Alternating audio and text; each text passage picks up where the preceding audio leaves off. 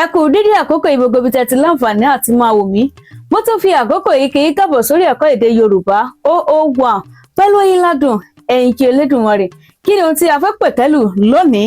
Ó ní tí olóyìnbó ń pè ní some grammatical names in Yorùbá. Some grammatical names in Yorùbá. Ẹ máa bá mi ká lọ. Muffin, mọ́fíìmù, ó ní Yorùbá. Èdè Gẹ̀ẹ́sì rèé. Yorùbá ni mo tò sí iwájú rẹ̀ yìí. Ẹ jẹ́ ká jọ gbé yẹ̀wò.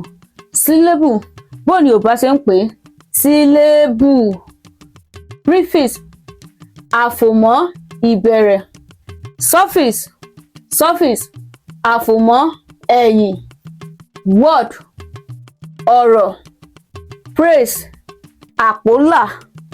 Clause, awẹ́ gbólóhùn. Main clause, awẹ́ gbólóhùn àdádúró. Sentence, gbólóhùn. Subject, olùwà. Object, abọ́.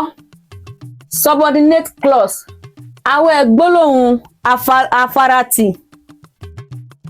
Bí wọ́n ti wà nínú èdè Gẹ̀ẹ́sì náà ló wà nínú èdè Yorùbá, ṣùgbọ́n mọ́fíìmù àti sílébù ló fẹ́ẹ́ dàbí ẹni wípé gbípè wọn àti kíkọ wọn ó dàbí ìró àfetígbọ́ la fi kọ àwọn sílẹ̀, ṣùgbọ́n tá a bá wo àwọn yòókù a máa rí látòrí prefix àfòmọ́ ìbẹ̀rẹ̀, suffix àfòmọ́ ẹ̀yìn, word ọ̀rọ̀, praise àpólà, clause awẹ́ gbólóhùn, main clause awẹ́ gbólóhùn àdádúró, sentence gbólóhùn, subject olùwà, object àbọ̀, subordinate clause awẹ́ gbólóhùn afaratì.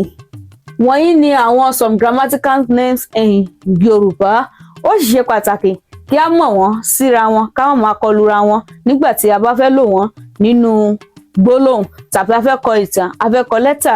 Láti gbọ́ èdè Yorùbá jinlẹ̀ sí, ẹ rí i dájú wípé ẹ subscribe sórí YouTube channel mi @Oyinladun TV. Ẹ ṣeun mo dúpẹ́ púpọ̀. Thank you.